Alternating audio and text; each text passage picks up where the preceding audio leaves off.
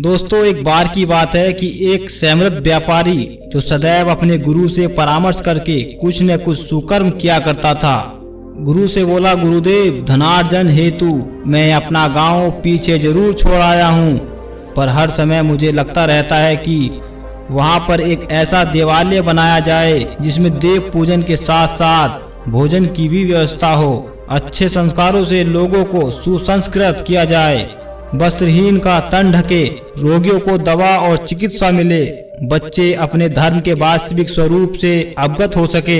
ऐसा सुनते ही गुरुजी प्रसन्नता पूर्वक बोले, केवल गांव में ही क्यों, तुम ऐसा ही एक मंदिर अपने इस नगर में भी बनवाओ।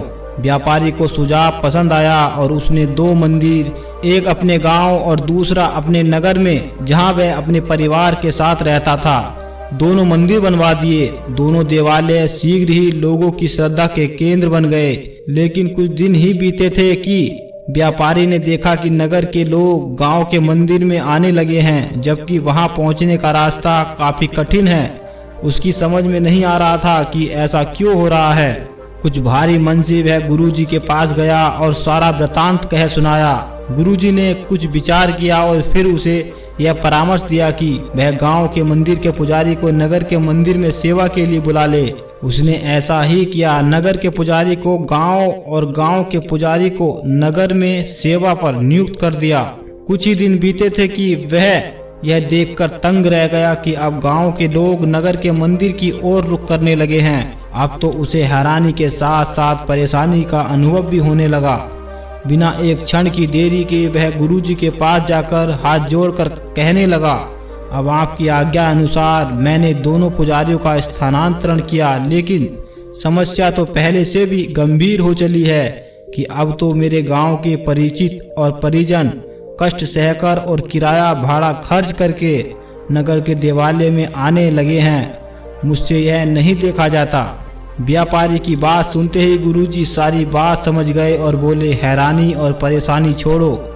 दरअसल जो गांव वाले पुजारी हैं उनका अच्छा स्वभाव ही है। जो लोग उसी देवालय में जाना चाहते हैं जहां वे होते हैं, उनका लोगों से निस्वार्थ प्रेम, उनके दुख से दुखी होना, उनके सुख में प्रसन्न होना, उनसे मित्रता का व्यवहार करना ही लोगों को उनकी ओर आकर्षित करता है और लोग स्वतः ही उनकी ओर खींचे चले जाते हैं। अब सारी बात व्यापारी की समझ में आ चुकी थी। मित्रों, हमें भी यह बात अच्छे से समझनी चाहिए कि हमारा व्यक्तित्व हमारे बाहरी रंग रूप से नहीं, हमारे व्यवहार से निर्धारित होता है। बिल्कुल एक समान ज्ञान और वेशभूषा वाले 2 पुजारी में लोग कष्ट सहकर भी उसी के पास गए जो अधिक संवेदनशील और व्यवहारी था। उसी तरह हम चाहें जिस कार्य क्षेत्र में जुड़े हों, हमारी सफलता में हमारे व्यवहार का बहुत बड़ा योगदान होता है। हम सभी को इस परम सत्य का बोध होना चाहिए कि इस धरती पर मात्र अपने लिए ही नहीं आए हैं।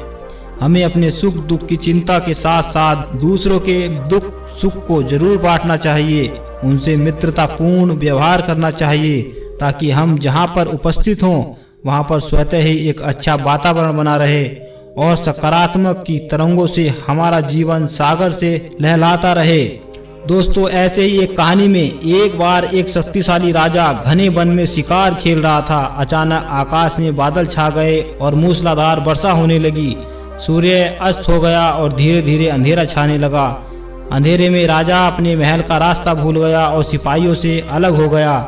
भूख प्यास और थकावट से व्याकुल राजा जंगल के किनारे एक टीले पर बैठ गया। थोड़ी देर बाद उसने वहां 3 बालकों को देखा। तीनों बालक अच्छे मित्र थे। वे गांव की ओर जा रहे थे। राजा ने कहा, सुनो बच्चों, जरा यहाँ आओ। राजा ने उन्हें बुलाया। बालक अब वहां पहुंचे तो राजा ने उनसे पूछा, क्या कहीं से थोड़ा भोजन और जल मिलेगा? मैं बहुत प्यासा हूँ और भूख भी बहुत लगी है। बालकों ने उत्तर दिया, अवश्य, हम घर जाकर अभी कुछ ले आते हैं। वे गांव की ओर भागे और तुरंत जल और भोजन ले आए। राजा बच्चों के उत्साह और प्रेम को देखकर बहुत प्रसन्न हुआ। राजा बोला, प्यारे बच्चों, तुम लोग जीवन में क्या करना चाहते हो? मैं तुम सबकी सहायता करना चाहता हूँ। कुछ देर सोचने के बाद एक बालक बोला, मुझे धन चाहिए। मैंने कभी 2 समय की रोटी नहीं खाई है, कभी सुंदर वस्त्र नहीं पहने हैं, इसीलिए मुझे केवल धन चाहिए। राजा मुस्कुराकर बोले, ठीक है, मैं तुम्हें इतना धन दूंगा कि जीवन भर सुखी रहोगे। यह सब सुनते ही बालकों की खुशी का ठिकाना न रहा। दूसरे बालक ने बड़े उत्साह से पूछा कि क्या आप मुझे एक बड़ा सा बंगला और घोड़ा गाड़ी देंगे? राजा ने कहा, अगर तुम्हें यही चाहिए तो तुम्हारी इच्छा भी पूरी हो जाएगी।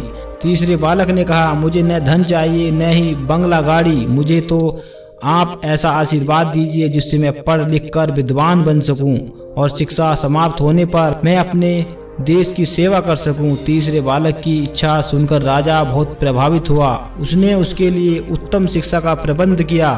वह पश्चिमी बालक था, इसीलिए दिन रात एक करके उसने पढ़ाई की और बहुत बड़ा विद्वान बन गया। और समय आने पर राजा ने उसे अपने राज्य में मंत्री पद पर नियुक्त कर दिया।